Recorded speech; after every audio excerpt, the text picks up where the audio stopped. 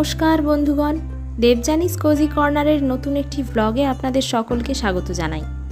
না, আজ আর বলবো না যে আশা করি আপনারা খুবই ভালো আছেন, কারণ আমি জানি এখন আমরা কেউই ভালো নেই। প্রসঙ্গ জাস্টিস ফর আরজি কর। আমরা সবাই মনে মনে চাই প্রকৃত দোষীরা যাতে ধরা পড়ে আর তাদের যেন এমন দৃষ্টান্তমূলক শাস্তি হয় যাতে ভবিষ্যতে কেউই কোনো মেয়ের এমন ক্ষতি করার কথা ভাবতেও না পারেন। তবে আমার যা মনে হয়, সিস্টেম আর সমাজের যে পরিবর্তন বা বদলটা আমরা আনতে চাইছি তার জন্য সবার আগে দরকার প্রতিটা মানুষের মানসিকতার পরিবর্তন। তা না হলে এই যে আমরা এত আন্দোলন, মিছিল, প্রতিবাদ সভা করছি, এগুলো কোনো কাজেই লাগবে না। আর একমাত্র শিক্ষাই পারে মানুষের মানসিকতার পরিবর্তন করতে। তবে এখন অনেক শিক্ষিতরাও মূর্খের পরিচয় দিচ্ছেন, সে কথায় আর গেলাম না। যাই হোক, সকালের চাটা বানাচ্ছিলাম আর ভিডিওটা শেয়ার করার একটাই কারণ, আপনারা একটু আগে দেখলেনই যে চায়ের লিকারটা ফুটিয়ে ছেঁকে আমি কিন্তু অন্য জায়গায় রেখে দিলাম। তার কারণ একটাই, সেই লিকারটাকে রোদে শুকিয়ে আমি কিন্তু গাছের গোড়ায় দেব। ফোটানো চায়ের লিকার গাছের জন্য কিন্তু খুব সুন্দর একটা ফার্টিলাইজার হিসেবে কাজ করে। তাই এখন চা করার সময় চিনি দুধ বাদ দিয়ে আগে লিকারটা ফুটিয়ে ছেঁকে তুলে রাখি। আমাদের গতবারের সরস্বতী পুজোর ব্লগটা আগের ভিডিওতে আপনাদের সাথে শেয়ার করেছি।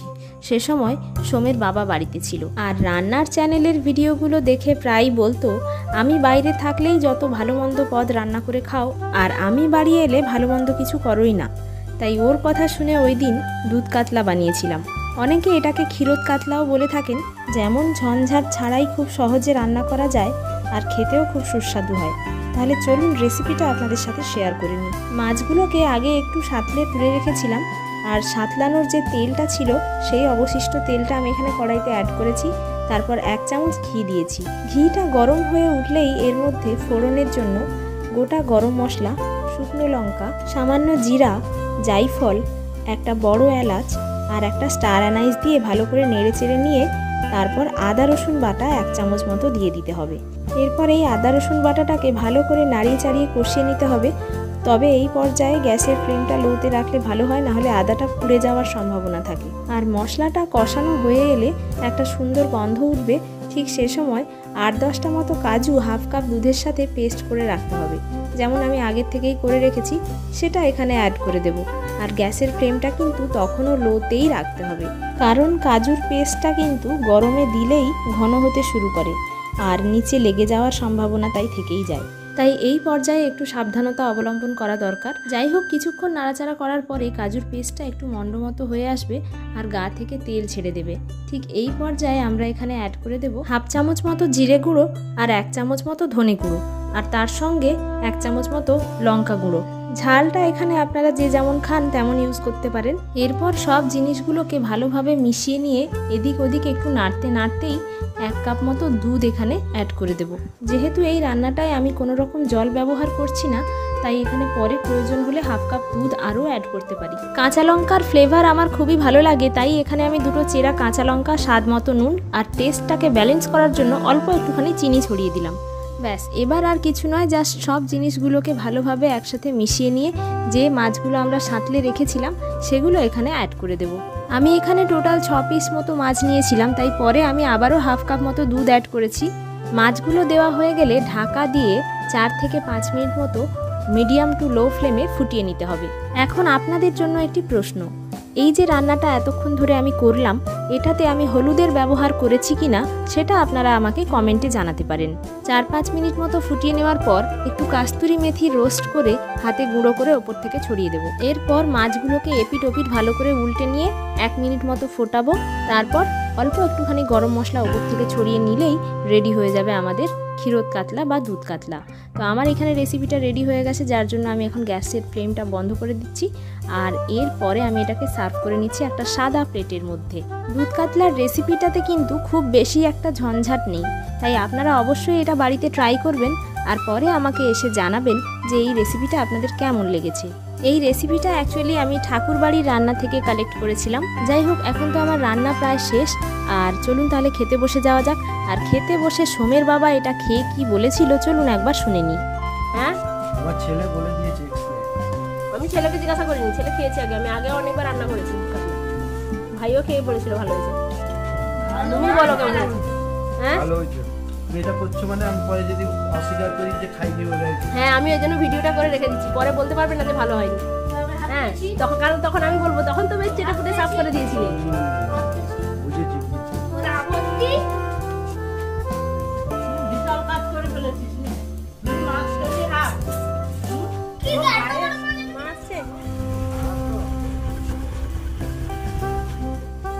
খাওয়া দাওয়া করে একটু রেস্ট নিতে না নিতেই সোমের আবার আবদার ছিল আমাকে একটু বেড়াতে নিয়ে চলো। প্রতিবার যখন আমরা হায়দ্রাবাদে যাই বা সোমের বাবা বাড়ি আসে, ওর এই একটাই বায়না থাকে যে আমাকে একটু বেড়াতে নিয়ে চলো। তাই ভাবলাম বেরিয়ে কাছাকাছি কোথাও একটা থেকে ঘুরে আসব, যাতে সন্ধ্যের আগে বাড়ি ফিরতে পারি। তাই খুব বেশি দূরে কোথাও যাব না, কাছাকাছি কোথাও যাব। আর এই ভাবতে ভাবতে চলে এলাম এই জায়গাটাতে। আপনারা হয়তো জায়গাটা অনেকেই চিনতে পারছেন। কাঁথি অরবিন্দ স্টেডিয়ামের সামনে বাচ্চাদের জন্য যে পার্কটা বানানো হয়েছে সেই লাগোয়া একটা বোটিং জোন। এটা কিন্তু স্পিড বোট নয়, এটা প্যাডেল বোটিং। তবে আমরা যারা স্পিড বোটে অলরেডি বসে গেছি তাদের কিন্তু আর প্যাডেল বোটিংয়ে অতটা ইন্টারেস্ট লাগবে না। তবে হাজারো ব্যস্ততার মাঝে একটা শান্ত বিকেলে এই রকম একটা মনোরম আর নিরিবিলি পরিবেশ যদি পাওয়া যায়, তাহলে কয়েকটা শান্তির মুহূর্ত উপভোগ করে নিতে কিন্তু দোষ নেই।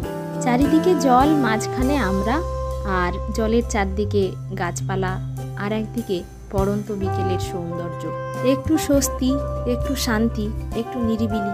দিনের শেষে এগুলোই আমরা খুঁজে বেড়াই, কারণ আমরা ভালো করেই জানি জীবনের সুখ থাকার চেয়েও বেশি জরুরি শান্তি থাকা।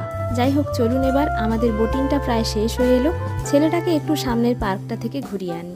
সোমের বাবা বাইরে থেকেও যতবার বাড়ি এসছে বেশ কয়েকবার ছেলেটাকে এই পার্কটা থেকে ঘুরিয়ে এনেছে, তবে আমার একবারও যাওয়া হয়েছিল না। এই দিন ছিল আমার প্রথম। স্টেডিয়ামের পাশ দিয়ে যাওয়ার সময় অনেকবারই আমার চোখে পড়েছে বাচ্চাদের জন্য তৈরি এই পার্কটা, কিন্তু একবারও আর ভেতরে ঢুকে দেখা হয়নি। তবে বাচ্চাদের নিয়ে মাঝে মধ্যে হালকা ফুলকা বেড়ু বেড়ু করার জন্য এই জায়গাটা কিন্তু একদম উপযুক্ত। যাই হোক, এখন আর বেশি কথা না বাড়িয়ে চলুন ভেতরটা একটু ঘুরে দেখি ভালো করে।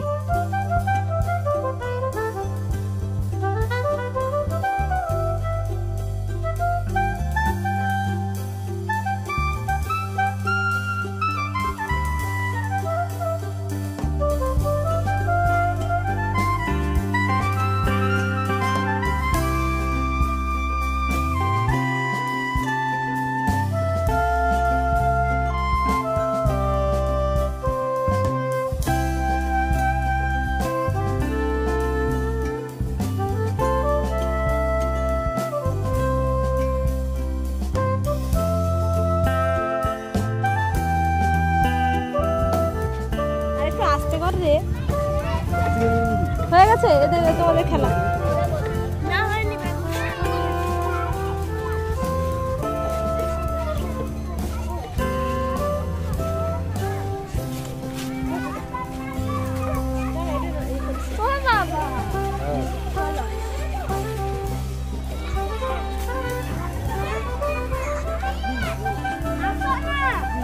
যাচ্ছি।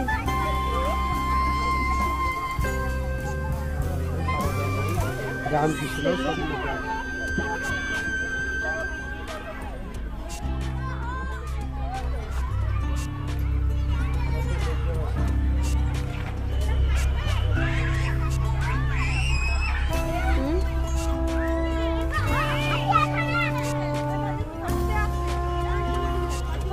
বাবু কই গেল গো আমার ঘরে?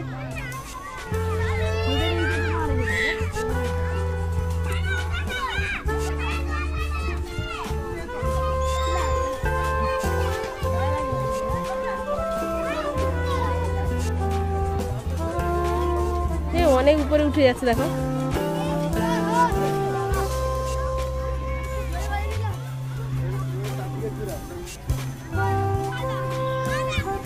কোথায় উঠে যাচ্ছে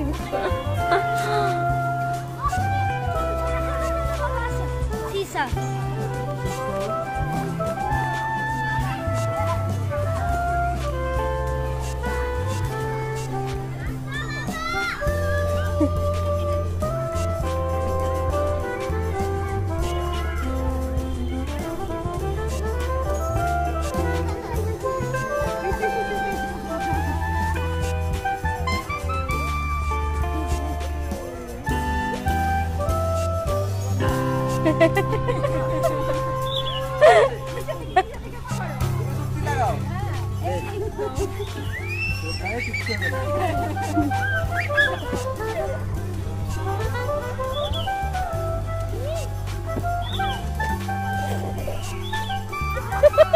লড়াতেই পারছেন।